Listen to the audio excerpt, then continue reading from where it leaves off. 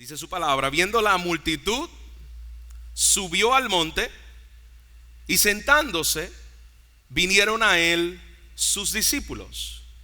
Y abriendo su boca les enseñaba diciendo: bienaventurados los pobres en espíritu, porque de ellos es el reino de los cielos.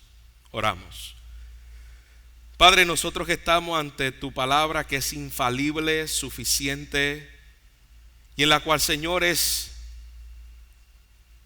dada por tu voz santa, ha sido ex nihilo, soplada por ti, Señor, hablada por el Dios creador del universo, y la cual creemos, Señor, que es suficiente para hacer lo que ningún predicador, lo que ninguna terapia, lo que ningún mensaje humano puede hacer: transformar el corazón y el alma, obra que solamente tu palabra hace por la obra de tu Espíritu.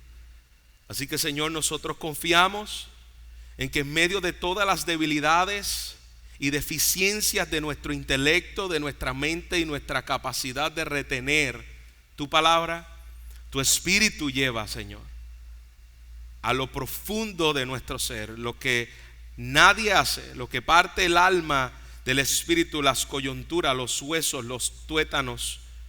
Padre, toda esta descripción inspirada por ti para decirlo a las profundidades inalcanzables que solamente tú puedes ver, tu palabra llega. Confiamos, Señor, en el poder de tu Espíritu para que tu palabra transforme nuestros corazones. Te lo rogamos en Jesús. Amén. Amén. Pueden sentarse, hermanos. Estamos comenzando el Sermón del Monte, en el cual precisamente comienza con 9 bienaventuranzas. Esa palabra bienaventuranza quiere decir felices. Cuando comenzamos a estudiar esta primera parte del Sermón del Monte, podemos ver detalladamente cómo Jesús está explicándole a sus discípulos cómo viven los ciudadanos del reino, cómo se ve el reino de Dios operando en medio de su pueblo. No solamente el reino de Dios como algo que va a ocurrir en el momento en que nosotros muramos, sino el reino de Dios que ha sido establecido desde el momento en que Jesús vino a la tierra y estableció su reino, sus discípulos. El reino de Dios está entre vosotros, y eso es lo que Jesús está haciendo a través de este famoso y conocido Sermón del Monte. Como les mencioné anteriormente, ese nombre Sermón del Monte inicialmente lo titula así Agustín, uno de los padres de la iglesia. En el año 300 aproximadamente, él le titula esto el Sermón del Monte. Incluso en las Biblias que nosotros tenemos está escrito de esa manera, el Sermón del Monte. Algunos le ha dado otro tipo de nombre, el manifiesto antifarisaico, algunos le llamaron. Unos le llaman el diseño de Dios para la vida al Sermón del Monte. Otros le llaman la enseñanza de la colina.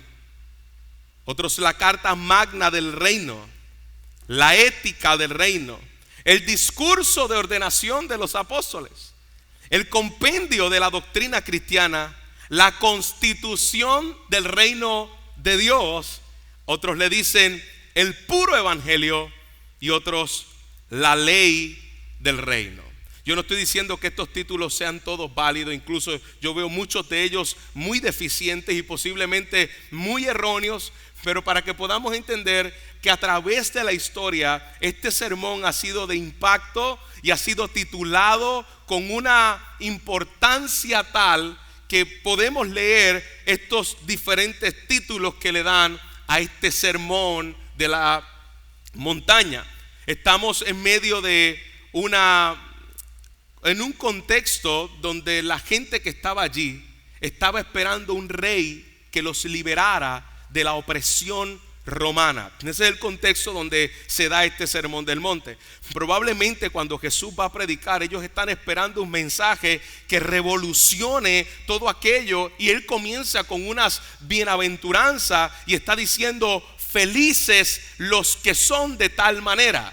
Y cuando usted escucha esa bienaventuranza, incluso cuando usted mira la primera, usted se da cuenta que yo me imagino que muchos de los carnales, los que se mueven por sentimiento, que son felices cuando las cosas le van bien, que son felices cuando todo está en orden, que son felices cuando su cuerpo tiene sanidad, que son felices cuando su familia está bien. Yo me imagino que aquellos que están allí, que son felices cuando el gobierno de turno está de acuerdo a lo que ellos desean, ellos estaban esperando alguna felicidad que abonara a sus deseos carnales, egoístas y sentimentales.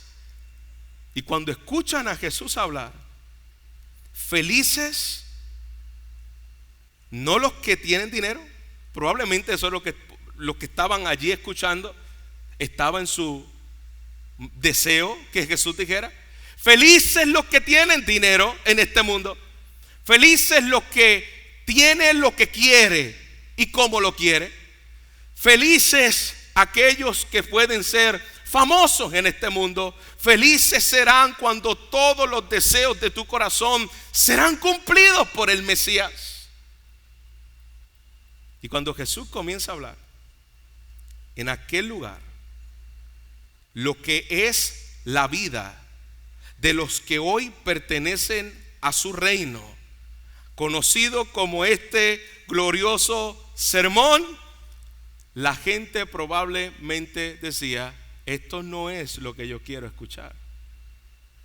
Yo estoy esperando un rey, un Mesías político, un revolucionario, alguien que me liberte de esta opresión, alguien que ya yo vi que da alimentos y los multiplica y nadie tiene que pagar. Y ellos que estaban mirando y decían, oh, este es el Mesías que puede satisfacernos con comida, con sanidad, gratis, toda la semana, comiendo de gratis y viviendo en plena libertad de toda opresión del sistema que nos tiene controlado.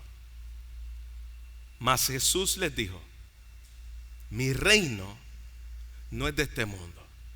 Por lo tanto, cuando Jesús va a hablar de cómo son los habitantes del reino, sácate de la mente lo que este mundo piensa en el contexto de felicidad.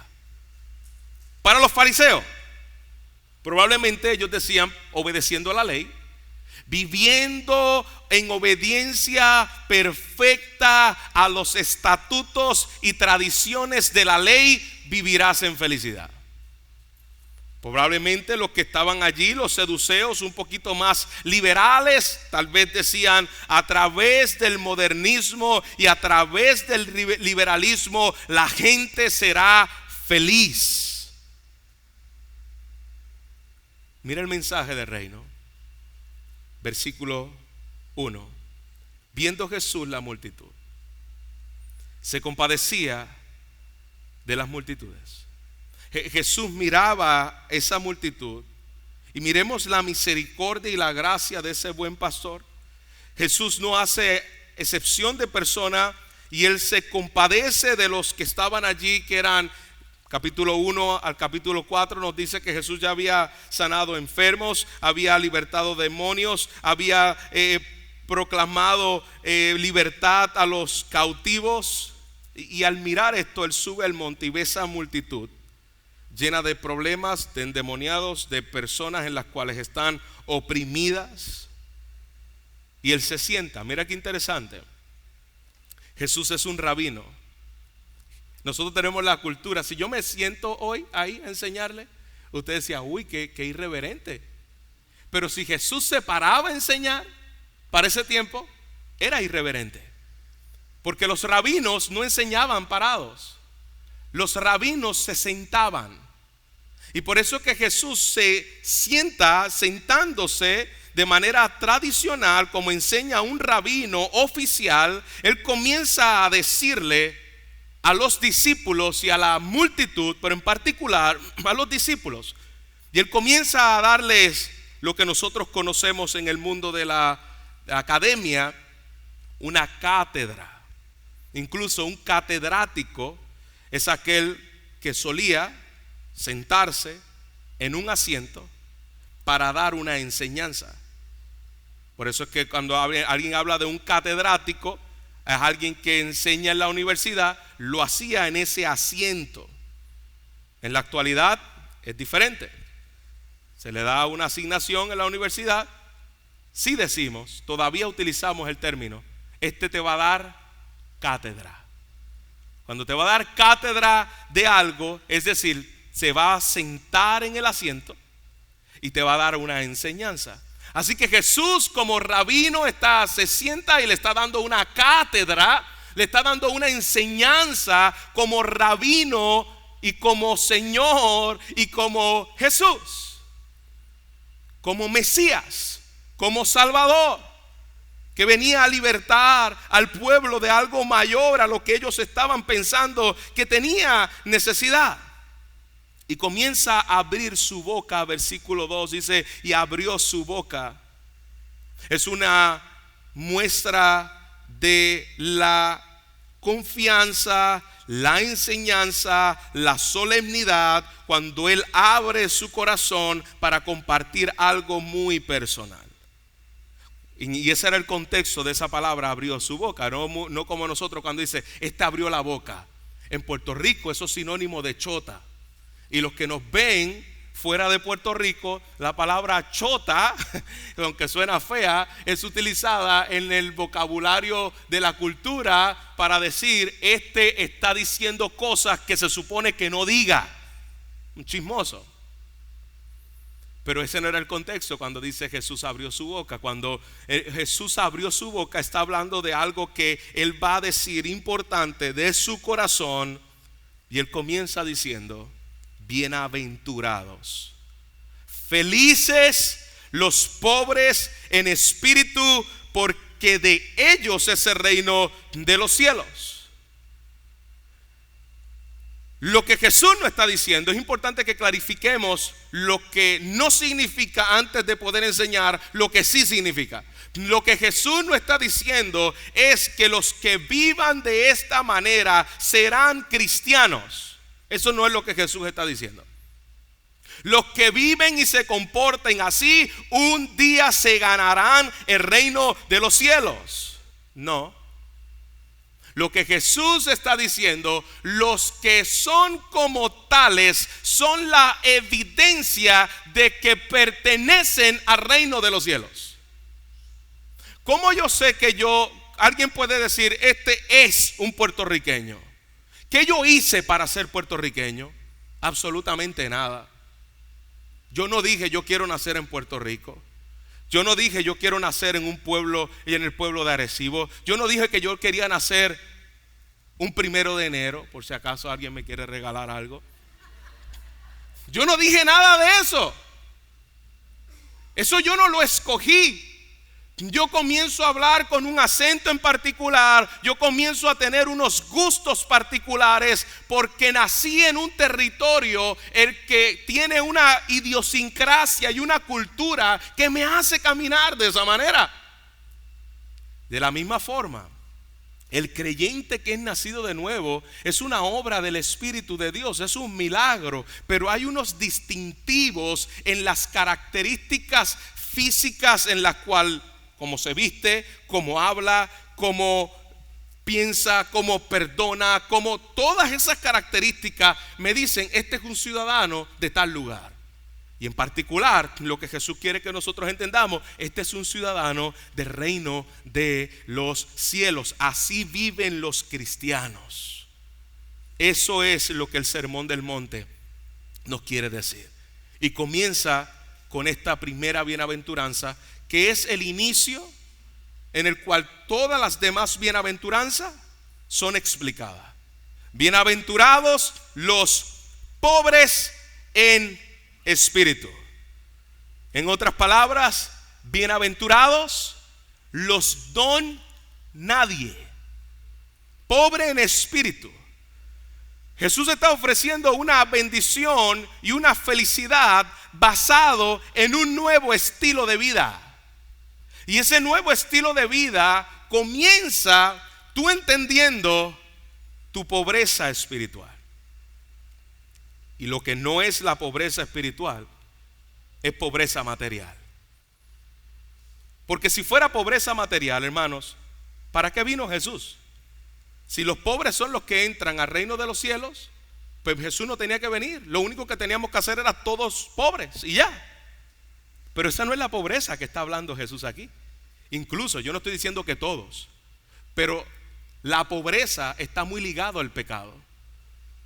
Donde hay pobreza, yo no estoy diciendo que en todo, y lo pongo generalizado, porque hay circunstancias en la vida donde Dios a veces nos hace pasar por momentos como eso. Pablo decía: yo he aprendido a vivir en abundancia, pero yo también he aprendido a vivir en escasez. En todo y por todo he aprendido a contentarme, no importando la circunstancia, porque he aprendido a estar en los dos. Pero la pobreza, cuando leemos el libro de los Proverbios, que hay principios de mayordomía, está muy ligada al pecado.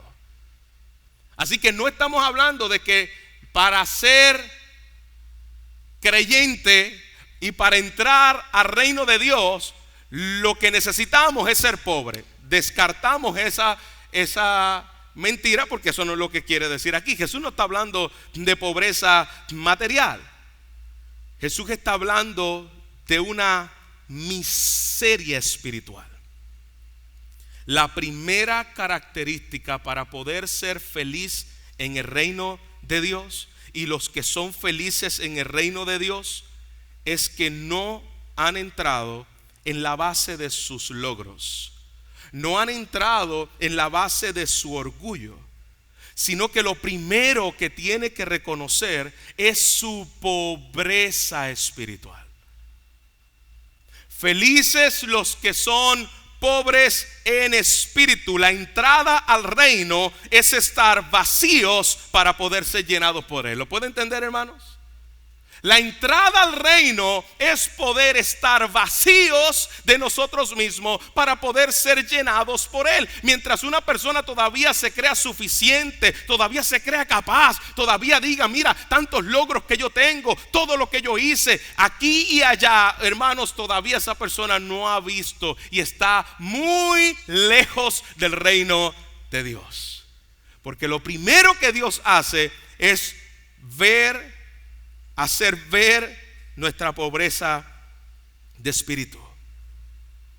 Algunas traducciones dicen: bienaventurados los que tienen un corazón pobre, bienaventurados los que tienen un alma pobre. Y todo eso es legítimo a lo que está diciendo aquí Jesús: bienaventurados los pobres de espíritu. Y yo quiero hacer una aclaración. Aquí no está hablando de esta falsa humildad, de la gente que le gusta hablar mal de sí mismo delante de los demás. Ay, porque yo soy un pobre desgraciado, porque yo no sirvo para nada, porque yo soy un orgulloso, porque yo soy tan malo, porque yo... Hermano, eso, aunque puede sonar humilde, eso es orgullo. Porque tú estás centrado en ti. Estás hablando de ti para que al final la gente tenga compasión de ti. Eso no es humildad. Eso es falsa humildad. ¿Y sabes por qué es falsa humildad? Porque después de que tú te dices: yo soy un orgulloso, yo soy un vil miserable, yo soy un tal cosa, si alguien le dice: tú eres un vil orgulloso, está dispuesto a arrancarle la cabeza. Porque yo me puedo decir orgulloso, pero ¿cómo yo sé que no soy pobre de espíritu? Porque cuando alguien más me lo dice, yo me ofendo. Pero ¿viste cómo nosotros podemos disfrazar la humildad? Yo puedo decirme que yo soy una lista de cosas horribles, pero ay del que me diga que yo soy eso. Eso es falsa humildad. De esa no es la pobreza espiritual que Jesús está hablando aquí. La pobreza espiritual está ligada a darse cuenta de que nosotros por nosotros mismos no podemos alcanzar absolutamente nada. Yo quiero que usted piense por un momento. Póngame atención. Haga un breve recuento de las cosas que tú tienes en tu casa. Haga un recuento de las cosas que tú tienes en tu casa por un momento. Carro, la sala, la ropa del closet, la nevera, los juguetes, los zapatos, la cocina. Ahora, después de haber hecho este pequeño recuento, ¿cuántas de las cosas que usted acaba de recordar han sido regaladas por alguien? No me diga, piénselo. Piense cuántas de esas cosas que usted tiene en su casa, alguien se las regaló. Hermano, ¿sabe cuál debe ser la respuesta de alguien que es pobre de espíritu? Todas. La respuesta de alguien que es pobre de espíritu es todas. Porque pobreza de espíritu es entender que todo lo que yo tengo ha sido recibido gratuitamente y debemos dar por gracia lo que por gracia yo he recibido. Todo lo que usted tiene en su casa se lo regaló Dios. Eso no proviene de ti, no proviene de nuestra fuerza. Todo lo que usted y yo tenemos. Pobreza espiritual no significa que no solamente estamos inhabilitados de poder entrar en su reino espiritual, es que estamos inhabilitados de todo sin Él. Todo lo que tú y yo tenemos proviene de Dios. Mire lo que dice Isaías apuntando a Jesús. Isaías 61 versículo 1. El Espíritu del Señor omnipotente fue el versículo que leyó Jesús cuando predicó en la sinagoga. El Espíritu del Señor está sobre mí por cuanto me ha ungido para anunciar las buenas nuevas a los pobres. ¿Buenas nuevas a los pobres? Jesús estaba hablando aquí de que Él viene a anunciar las buenas a los que no tienen recursos materiales. Porque si fuera así, entonces ese mensaje no iba a alcanzar a todos. No, Jesús está diciendo las buenas nuevas es a los que saben que son pobres en espíritu. Hasta que tú y yo no veamos nuestra pobreza espiritual, no podemos entender las buenas nuevas. Quiero que veamos un poco de contexto de teología bíblica cuando Dios primeramente llama a alguien para usarlo. Lo primero que Dios hace es llevarlo a un reconocimiento de pobreza espiritual. ¿Usted recuerda cuando Dios llamó a Moisés? Inicialmente Moisés se creía muy capaz de poder libertar al pueblo de Israel. Incluso él mató a un soldado con sus propias manos. Eso no lo hace cualquiera. Él se creía habilitado para llevar a cabo la misión de liberación. ¿Y sabe lo que hizo Dios con Moisés? Lo llevó 40 años a trabajar con el suegro. Eso es una buena santificación en todas las ligas. Aprender en el desierto. Y luego de que este hombre que había estudiado en las mejores universidades, conocía la cultura de Egipto, conocía cómo se manejaban, que se creía muy capaz, en el momento en el cual Dios lo pasó por el proceso del desierto, Dios lo llama.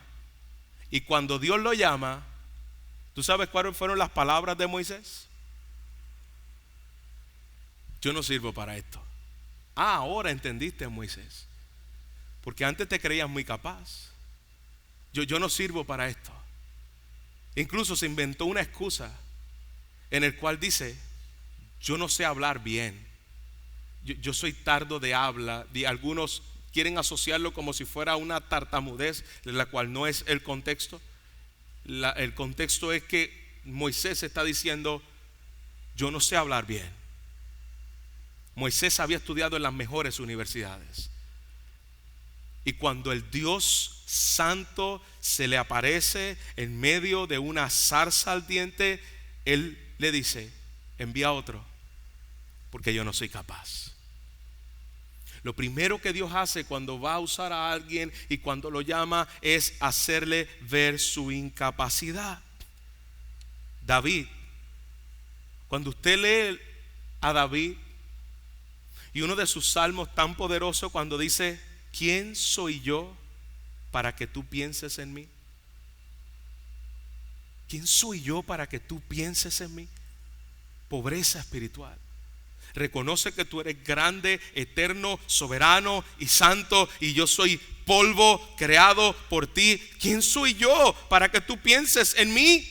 Isaías, Dios lo llama como un profeta a la nación de Israel, y cuando Dios se le aparece y le dice a Isaías en medio de aquella visión donde los quiciales de las puertas estaban temblando y ángeles habían sido aparecieron y querubines estaban allí, la presencia misma de Dios, las faldas llenaban el templo, las palabras del profeta. No estoy hablando de Juan del pueblo, no estoy hablando el gatillero de la esquina, estoy hablando del hombre por el cual Dios hablaba. Las palabras de Isaías fueron: ay de mí, soy hombre de labios inmundos que habita en un pueblo de labios inmundos.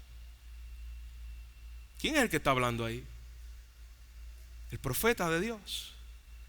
Esto es ser pobre en espíritu. Es que reconoce su bajeza delante de la santidad de Dios. El apóstol Pedro, el mismo apóstol Pedro, autosuficiente, que pensaba: todos estos que están aquí te van a negar, pero yo no te voy a negar. Aunque todos ellos te nieguen, yo no te voy a negar.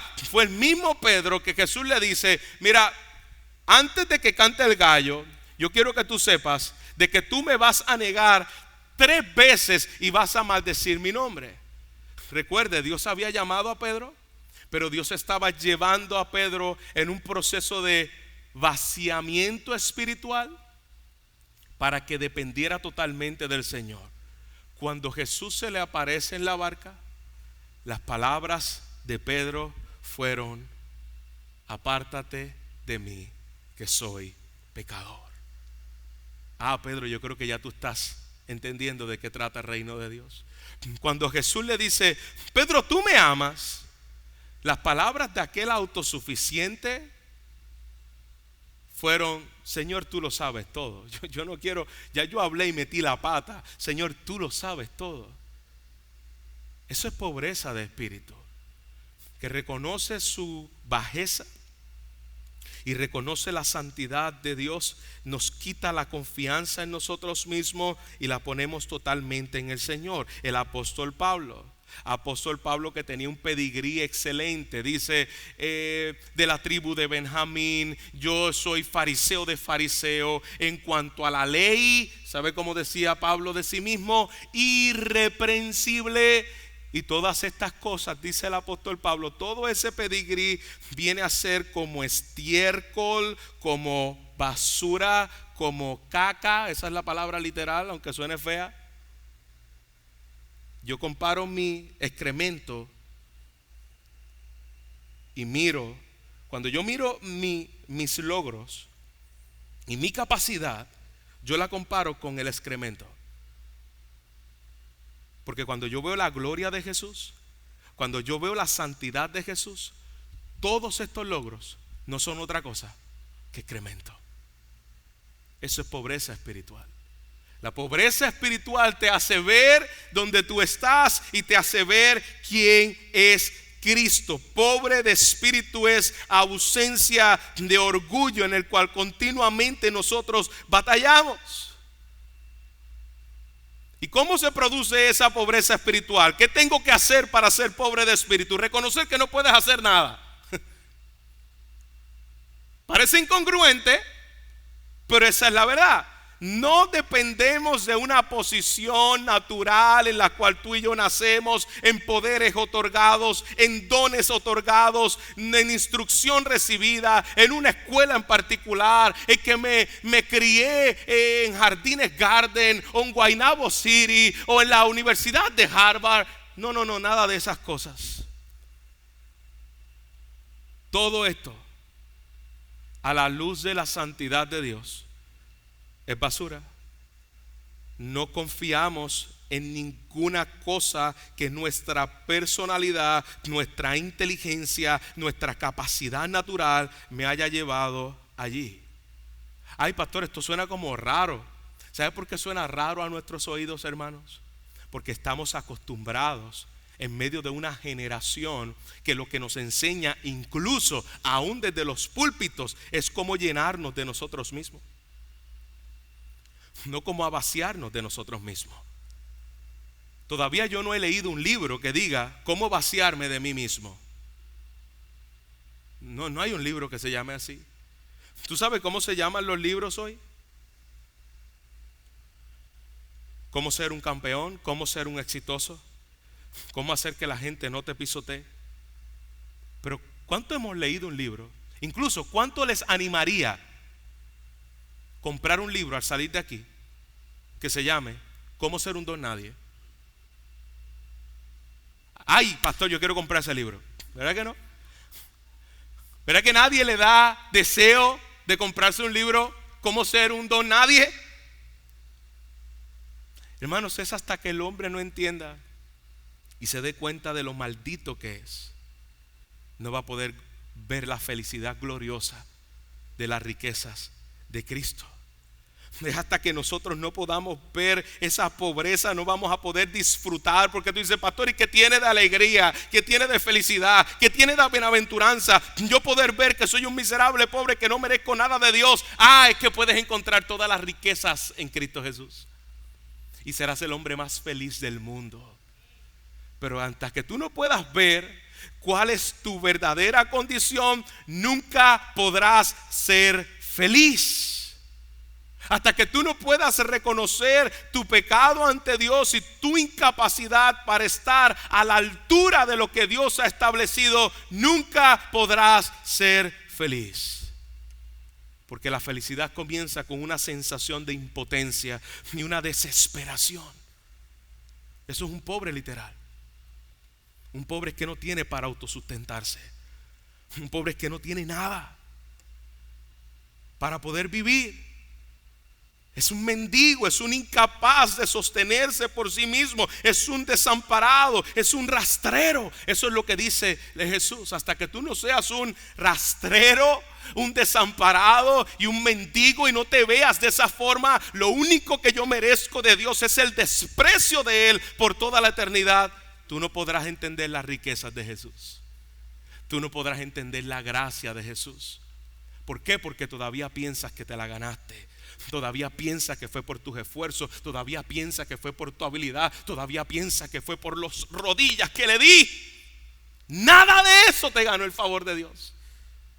Incluso si tú piensas que es así, Dios lo desprecia, porque tú estás tratando de pagarle por debajo de la mesa por tus trapos de inmundicia para que Él te dé favor. Eso es soborno y Dios lo aborrece. Incapaces de sostenernos a nosotros mismos. Dice su palabra que Él mira a aquel que es pobre y humilde de espíritu, Isaías 66 versículo 2, y que tiembla a mi palabra. Cercano está Jehová a los quebrantados de corazón y salva a los contritos de espíritu. El Salmo 51 17, los sacrificios de Dios son el espíritu quebrantado, el corazón contrito y humillado no desprecias tú, oh Dios.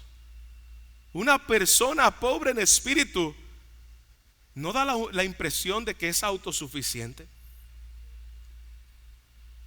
Cuando usted escucha este sermón, porque este sermón lo predican muchos creyentes y algunos entre vosotros, confía en ti.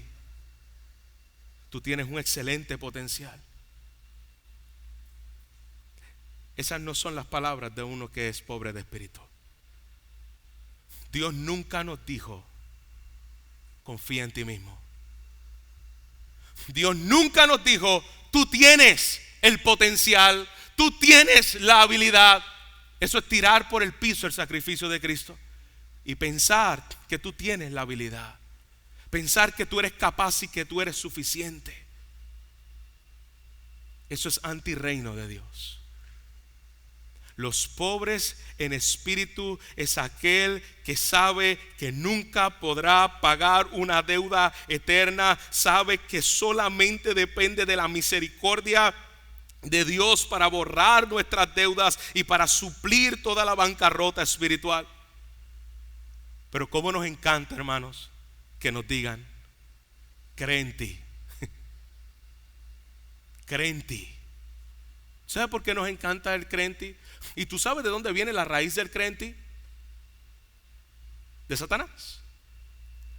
¿Cuáles fueron las palabras de Satanás a Adán y a Eva? Cree en ti, independencia, autosuficiencia, autoconfianza. Estas son las virtudes de la cultura moderna. Y estas virtudes son contrarias a las bienaventuranzas de Jesús. Saca el yo que hay en ti. Saca el potencial que hay en ti. Jesús dice: si tú quieres ser feliz realmente, para tú poder entrar en el reino de Dios, tu yo tiene que morir. Porque ancha es la puerta y angosto es el camino, y muchos son los que entran por la puerta ancha y pocos son los que entran por la puerta estrecha, porque queremos venir a Dios a nuestros términos, queremos hacerlo a nuestra manera.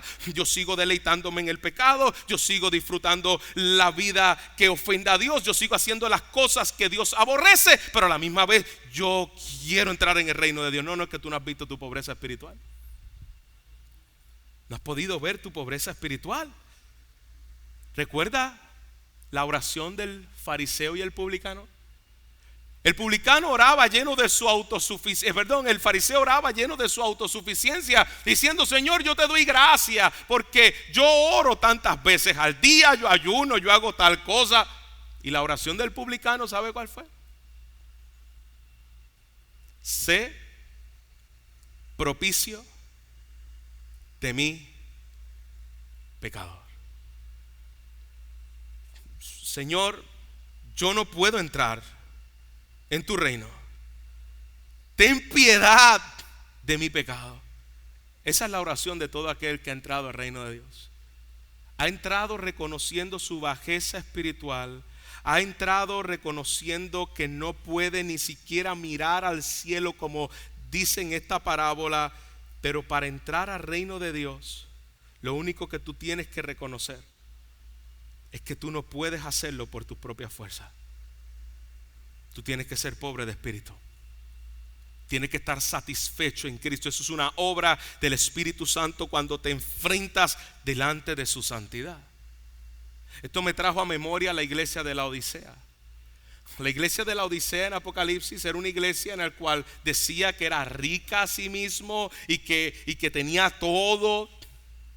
Y Jesús le dice a esta iglesia altiva, autosuficiente, que tanto lo admira los demás: tú eres pobre, tú eres desventurado, tú piensas que estás vestido pero estás desnuda. Ve y compra de mí. Eso es justamente hasta que tú no veas tu pobreza, la Odisea, tú no podrás comprar de mí todo lo que tú necesitas. Esa actitud independiente, desafiante, que rehúsa postrarse delante de Dios. Quiere desafiar a Dios. Dice como Faraón: ¿quién es Jehová para que yo oiga su voz? Esa es la actitud del altivo. El ser pobre de espíritu, que se da cuenta: yo no tengo nada, yo no soy nada, yo no puedo hacer nada, y yo tengo necesidad de todas las cosas, por lo tanto tengo necesidad de Dios. Esa es la primera evidencia, hermanos, de la obra divina viniendo al corazón del pecador. El hijo pródigo. Fue hasta que el hijo pródigo entendió que estaba en medio del chiquero comiendo algarrobas, comida de cerdo. Fue hasta que él entendió y él dijo: yo estoy aquí en esta miseria cuando puedo ir a la casa de mi padre que lo tiene todo. y yo me conformo con ser uno de los jornaleros, de los empleados de mi papá. Eso es pobreza espiritual.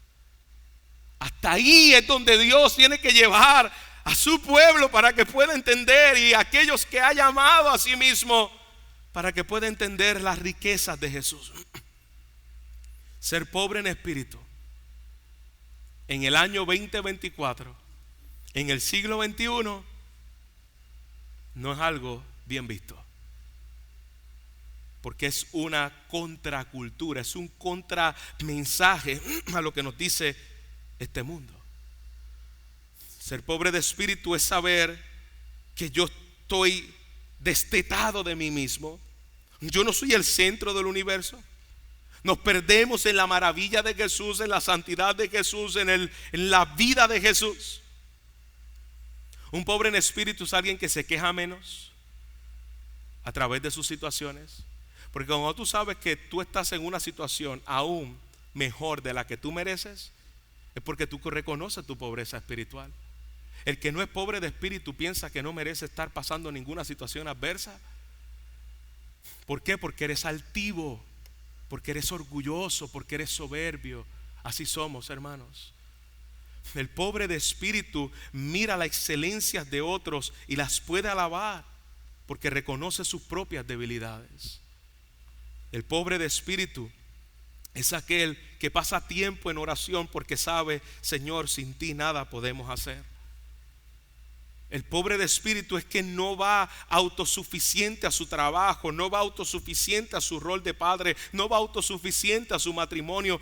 Va en humildad sabiendo: Señor, yo dependo de ti, yo dependo de tu gracia, y separado de ti yo no lo puedo hacer. El pobre de espíritu tiene una alabanza continua en su boca, porque sabe que cada día que respira sobre esa tierra es un regalo del Señor. Eso es pobreza espiritual. Ahora, pastor, ¿cómo hago para ser pobre de espíritu? Vuelvo a repetirlo. No puedes hacer nada. Mira la santidad de Dios, mira la grandeza de Dios, y comienza a ver ante ese Dios santo lo que realmente tú eres. La gente no ve su pobreza espiritual porque no ha entendido la obra de la santidad de Dios. Moisés lo entendió cuando vio la santidad de Dios. Isaías lo entendió cuando vio la santidad de Dios. Pablo lo entendió cuando vio la santidad de Dios. Pedro lo entendió cuando vio la santidad de Dios. Hasta que tú y yo no tengamos un encuentro con la santidad de Dios, hermanos, y amigo que te encuentra aquí, no podrás ver tu pobreza espiritual. Y eso es una obra del Espíritu de Dios. Yo habito en el lugar santo y sublime, pero dice su palabra, también con el contrito y humilde de espíritu, para hacer vivir al espíritu humilde y para vivificar el corazón quebrantado.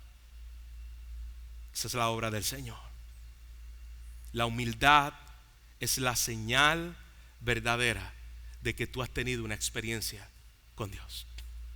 Y yo no estoy hablando solamente de una experiencia mística. Yo estoy hablando de una experiencia real con Dios. Tú has visto a Dios en su santidad, en su palabra, y tú has sido y estás siendo transformado. Y hermanos, ¿cuál es la señal de que realmente tú has tenido una experiencia genuina con Dios? Tú eres humilde, pobre en espíritu. El orgullo y Dios son contrarios. No hay orgullo en Dios. Y Dios aborrece al orgullo. Dios aborrece a aquellos en su suficiencia. Bueno, es la razón por la cual nosotros estamos aquí hablando español y hay cientos de idiomas. Por las soberbias de algunos de decir: levantaremos una torre y llegaremos al cielo y seremos como Dios. Así los dispersó sobre la tierra y no se entendían cómo hablaban. Esa es la soberbia. Hermanos, no hay persona soberbia sobre la tierra que Dios no se encargue de humillar. Lo ha hecho conmigo, lo ha hecho con muchos de los que estamos aquí, y si no lo ha hecho, hermanos, téngalo por seguro que Dios lo va a hacer. Dios aplasta el orgullo, porque es contrario a Él. La evidencia de una persona que ha tenido un encuentro con Dios es aquel que puede entender que nada soy. ¿Recuerda Job? Job estaba pensando de que de alguna manera él no había hecho nada. Yo no había hecho nada para que merezca lo que yo estoy pasando, y probablemente no había hecho nada en un pecado extraordinario. Pero después que Dios se le revela, después que Dios trata con él, las palabras de Job fueron las siguientes: de oídas te había oído, pero ahora mis ojos te ven. Y como respuesta a una visión de la santidad de Dios, ¿sabe cuáles fueron las palabras de Job? Ahora me aborrezco y me arrepiento en polvo y cenizas. Pobreza espiritual. Ahora yo veo quién es Dios, y ahora yo veo quién realmente yo soy. Ese es el pobre de espíritu. Reconoce la grandeza, la provisión, la misericordia, el regalo de Dios. Es un pobre de espíritu. Un pobre de espíritu es alguien que sabe que su salvación es solamente por la pura gracia de Dios y la misericordia de Dios, no en virtud a méritos personales. Es como un regalo que yo no merezco y que nunca podré hacer nada para poder pagar, no, ni lo intente. Tú le sirves a Dios por gratitud. Tú no estás tratando de pagar algo, porque nunca lo podrás pagar con nada que tú hagas aquí en la tierra. Es un regalo exclusivo de la misericordia y gracia de Dios. Bienaventurados aquellos que ante el Dios santo, Dios exaltado, Dios altísimo, reconoce su condición y su bancarrota espiritual. ¿Cuál es el resultado? Y con esto quiero terminar, de esa actitud. Versículo 3. Porque de ellos es el reino de los cielos. De los pobres de espíritu no dice será, porque de ellos será. ¿Se da cuenta? Porque si dijera será, entonces yo tengo que cumplir todas estas cosas para ver si yo alcanzo el reino de los cielos. Pero como el punto del pasaje no es que tú tienes que cumplir esto para entrar en el reino de los cielos, no, es que estas son las características de lo que pertenecen al reino de los cielos. Por lo tanto, de ellos es el reino de los cielos. Está en medio de su pueblo, su reino. Está presente, está aquí y ahora. De los tales es el reino de los cielos. Su iglesia está reinando, y estas son las características que debe verse en la iglesia del Señor. Algunos le llaman el ya, pero todavía no. Ya estamos en el reino, pero estamos anhelando ese reino eterno futuro, pero ya estamos en el reino de Dios. Así que estas características deben verse en medio de su iglesia, y puede vivir en esa felicidad. El joven rico, ¿cuál fue la pregunta del joven rico? ¿Qué tengo que hacer para ver el reino de Dios? ¿Tú sabes lo que quería hacer Jesús?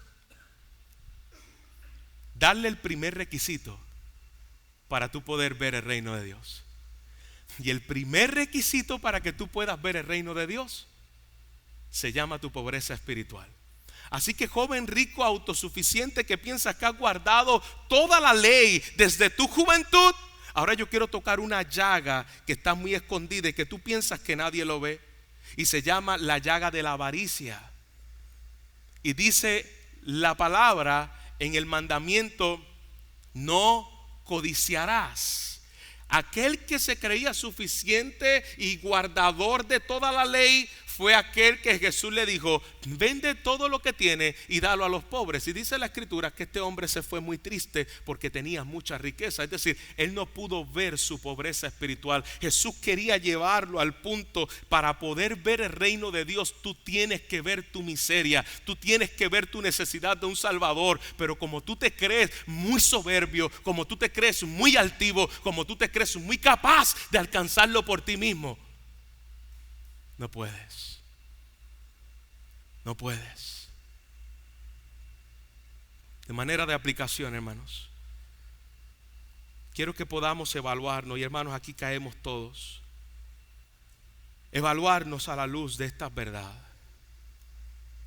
Dice el pastor Miguel Núñez, haciendo una comparación del orgullo y la pobreza de espíritu.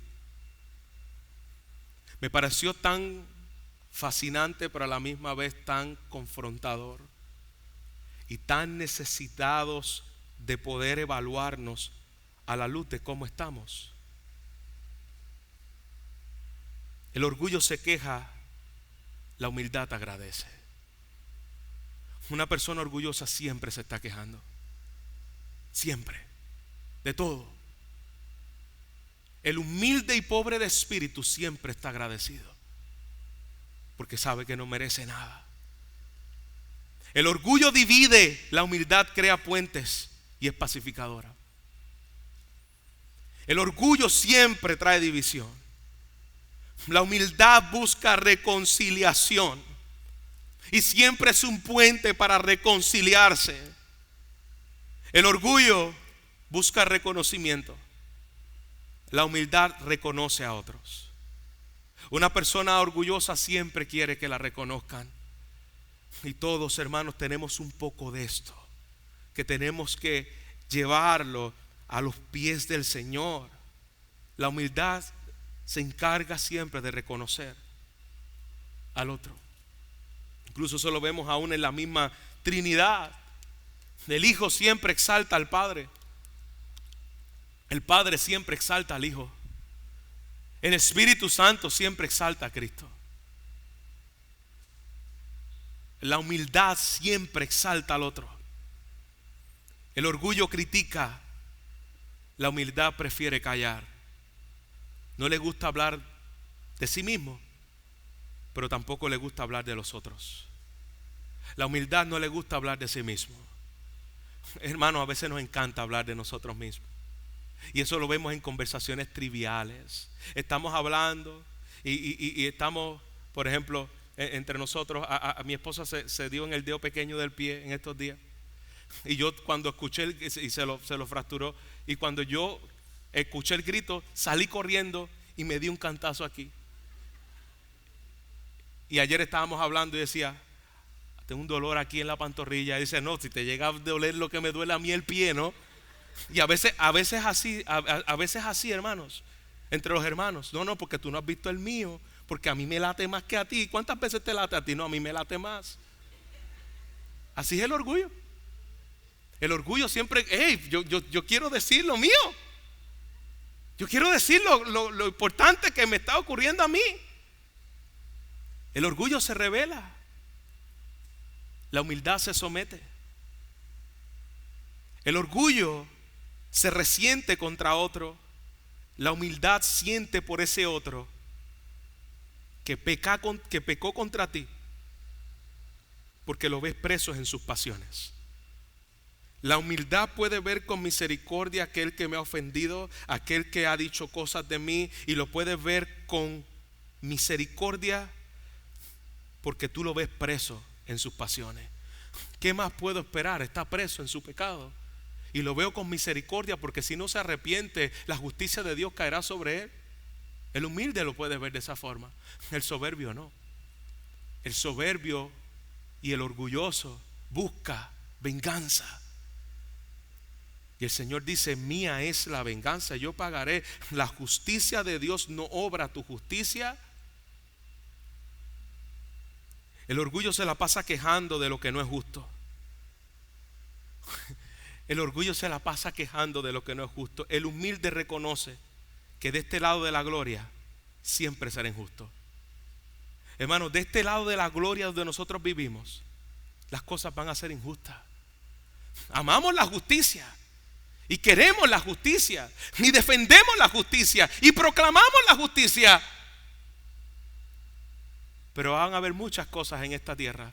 Estamos en un mundo caído, donde el príncipe de este mundo es Satanás, que controla las mentes. No esperemos justicia. Y cuando la veamos, demos gloria a Dios. Pero el orgulloso se la pasa quejando de lo que no es justo. Es que no es justo que me pasara esto. Es que no es justo que me pasara lo otro. Es que no es justo. Bueno, y si defendiéramos entonces lo que sería justo, lo justo es que tú no estés vivo. Lo justo es que Dios te eche al infierno por toda la eternidad. Eso es lo justo. ¿Tú quieres justicia? ¿Tú quieres hablar de justicia? Porque a veces nos gusta. ¿Y por qué Dios no acaba de exterminar todo el mal? ¿Tú estás seguro de lo que tú estás diciendo? ¿Tú quieres que Dios extermine todo el mal ahora mismo de la humanidad? Nadie existiría. Porque todos nosotros tenemos maldad en nuestros corazones. El orgulloso es insensible hacia los demás, pero es súper sensible consigo mismo. Es insensible hacia los demás, no tiene sensibilidad de lo que le pasa a los demás, pero consigo mismo, me cuido bien. La humildad es sensible hacia lo que le ocurre a los demás. La humildad es empática. El orgulloso se considera humilde y el humilde siempre se considera orgulloso. Cuando usted ve a una persona hablando de su humildad, usted está delante de un gran orgulloso. ¿Y cuán humilde yo soy? El único, yo creo que le podemos dejar pasar eso es a Tito Trinidad. Yo soy humilde, ¿ok? No somos humildes en nada, hermano. El orgulloso siempre habla de su humildad. Pero tú le preguntas a una persona humilde si es orgullosa, y el humilde te dirá, sí, yo lo soy. Porque cuando yo veo mi condición, cuando yo me veo delante de Dios, y cuando yo me evalúo a la luz de estas cosas que estamos hablando, yo soy orgullosa. Yo soy orgulloso. ¿Cuándo fue la última vez que tú reconociste que tú eras orgulloso? Porque el orgullo no deja ver mi orgullo. Alguien dijo que el orgullo es como el mal aliento. Todos se dan cuenta que lo tienes menos tú. Así es el orgullo. No nos deja ver. El orgullo nunca está contento. Siempre cree que hace algo mejor que los demás. El humilde tiene gozo de que sabe que lo que tiene es de pura gracia. El orgulloso siempre es de lo que, dame acá, yo lo hago. Eso es una persona orgullosa. Porque tú piensas que lo puedes hacer mejor que los demás. El orgullo nunca está contento. Y después que lo hace, eso pudo haber quedado mejor. Eso pudo haber quedado mejor. ¿Sabes por qué eso pudo haber quedado mejor? Porque tú piensas que si no lo haces tú, no quedó bien. El humilde y el pobre de espíritu es aquel que sabe que todo lo que tiene es por la gracia de Dios. El orgullo nunca pide ayuda. La humildad sabe que no es indispensable y siempre necesita a otros. Una persona que pide ayuda continuamente, obviamente no, algunos le pueden decir, eso es un listo, no un pobre de espíritu. No, pero un pobre de espíritu es el que sabe, hey, ¿qué opinas de esto? Voy a hacer esto, ¿qué piensas? ¿Esto será bueno hacerlo? Porque tú sabes que en la multitud de consejos hay sabiduría. Tú no eres soberbio, tú no eres orgulloso y piensas que te la sabe toda. Pero el orgullo nunca pide ayuda, lo sabe todo. El orgullo no perdona. La humildad reconoce sus continuos pecados. Una persona que le cuesta perdonar, que no puede perdonar lo que me hicieron porque me lo hicieron a mí, porque tú no sabes lo que me hicieron a mí. Bueno, yo no sé lo que te hicieron a ti, pero yo sé lo que le hicieron a Cristo. Y lo que le hicieron a Cristo fue más grande de lo que te hicieron a ti. Y lo que pasó Jesús en la cruz fue por un pecado que yo cometí con Él, que fue más grande del que alguien cometió contra mí. Porque Él es santo y tú eres pecador. ¿Quién eres tú para no perdonar? El pobre de espíritu puede verlo. El orgullo exige, el orgullo demanda, el orgullo controla, el orgullo domina, el orgullo gobierna, el orgullo reclama, el orgullo protesta, el orgullo empuja, el orgullo gana o empata, pero nunca pierde. El pobre de espíritu y la humildad no necesita prominencia, no necesita promoción, no necesita una posición, no necesita popularidad, no necesita tener la razón, no necesita ser el primero, no necesita ser reconocido, no necesita ser estimado, no necesita ser recompensado, porque sabe quién es en Cristo y sabe que todo lo que tiene es por gracia.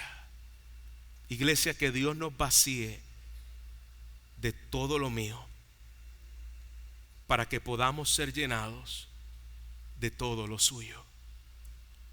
Señor, vacíame de mí para ser lleno de ti. ¿Cuánto necesitamos crecer en pobreza de espíritu? ¿Cuánto necesitamos recordarnos la verdad del evangelio? Y si usted no es creyente, yo te ruego que tú puedas hoy venir al Señor y reconocer tu verdadera condición y clamar al Señor por gracia, por misericordia. Y creyentes que estamos aquí, que hemos reconocido inicialmente la pobreza espiritual y sabemos que hemos sido salvados solamente por la gracia en la base del sacrificio de Cristo, pero a veces nos volvemos como los Gálatas y somos hechizados de creer que por medio de las cosas que yo hago soy merecedor de tener algo. Y el Señor les dice a los Gálatas: ¿quién nos fascinó? ¿Quién nos hechizó con esta mentira? Recuerda que la forma en la cual tú entraste al reino fue a través de la pobreza espiritual. No te creas hoy suficiente. Depende continuamente del poder y de la gracia suficiente de Él para vivir cada día, porque todo lo que tengo es por la gracia de Dios. Padre, te damos gracias por tu palabra. Gracias, Señor, porque al comenzar esta serie podemos evaluar las motivaciones del corazón y podemos ver, Señor, cuán autosuficientes somos y cuán orgullosos somos, cuán faltos de dependencia de ti nosotros vivimos. Padre, te rogamos, como acabamos de ver, son felices aquellos que encuentran toda su riqueza, toda su satisfacción, todo su gozo en la persona de Jesús. Es como aquel Señor que dice la parábola, fue al campo y encontró aquel tesoro y dejó todo lo que tenía por ese tesoro que encontró. Tú eres nuestro especial tesoro, porque toda nuestra riqueza, todo nuestro perdón, toda nuestra rectitud, toda nuestra justicia, todas las cosas que tenemos provienen de ti. Y todas están completas en la persona de Jesús. En Cristo estamos completos, Señor. Y todas las riquezas de Cristo son nuestras. Padre, gracias porque una vez más, al exponernos delante de tu palabra, vemos cuán necesitados estamos, Señor, de vivir humillados delante de la poderosa mano de Dios, para que tú nos exaltes a tu debido tiempo. Y cuando tú nos exaltes es cuando tú nos levantes y seamos transfigurados, seamos glorificados en un cuerpo glorificado por la eternidad y estemos contigo por la eternidad. Y estaremos, Señor, reconociendo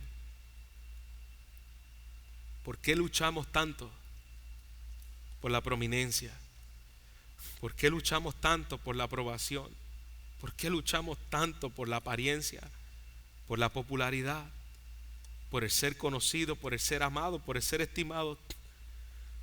Lo hacemos, Señor, porque estamos buscando la fuente de mi felicidad en otro lugar que no eres tú. Tú eres el gozo de tus hijos. y la felicidad de tus hijos. Danos de tu gracia, Señor, para verlo, vivirlo y practicarlo. En Cristo Jesús. Amén.